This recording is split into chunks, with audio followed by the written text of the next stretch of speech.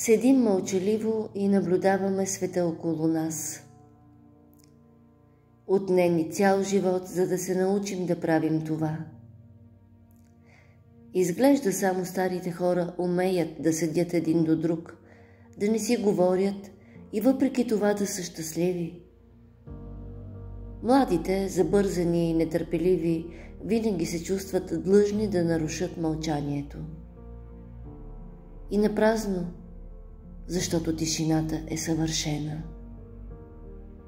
Тишината е свещена. Тя сближава хората, защото само на онези, които им е хубаво един с друг, могат да седят заедно, без да разговарят.